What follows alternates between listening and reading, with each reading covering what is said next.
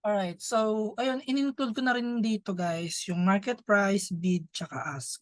So napakasimple lang nito pero kailangan niyo pa rin malaman para hindi kayo ma-confuse in the future once na ma-encounter niyo na siya. So ang market price, ito yung pinaka-recent natin na price. So gawin natin 'tong example.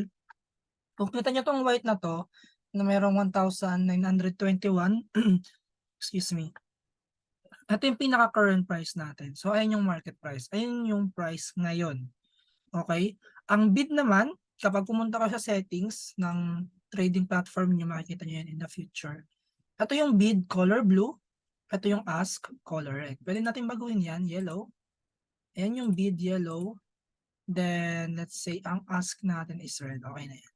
Okey, so ang bid natin is yellow, ask natin is red. So ang bid natin is kung magkano ang willing ibayad ng tao, okey? Kumbaga sa bid, which is itong yellow, may willing bumili sa gan'tong klaseng presyo. So ito yung market price natin, then ito yung ating bid. So aware tayo na okey, may mga willing na tao na bumili sa gan'tong presyo, so gano'n siya, okey? Gano'n niyo siya i-interpret. Ang ask naman is doon may willing na magbenta yung tao, okey, ganyan siya i-interpret. Sa bid, may mga willing na taong bumili, sa ask, may mga willing na taong magbenta sa ganitong klaseng presyo. Then yung market price, ito yung pinaka-recent natin na presyo. Okey, so gano'n lang siya kasimple para hindi kayo ma-confuse kasi sa forex is malalaki yan, makikita niyo diyan yung bid, ask, spread. Yung spread is yung from difference ng current price sa kunwari sa bid or ask. Okey, makikita niyo yan diyan sa MT4 pero madali lang yan din i-interpret. For example, include ko na rin dito yung spread.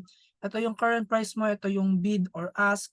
Makikita mo diyan kung gaano, let's say ganyan, may pips diyan kung ilang pips yung difference nila. So ayun yung spread, okey?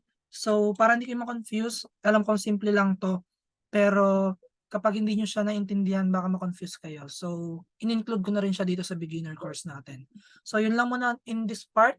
See you sa next part. Bye-bye.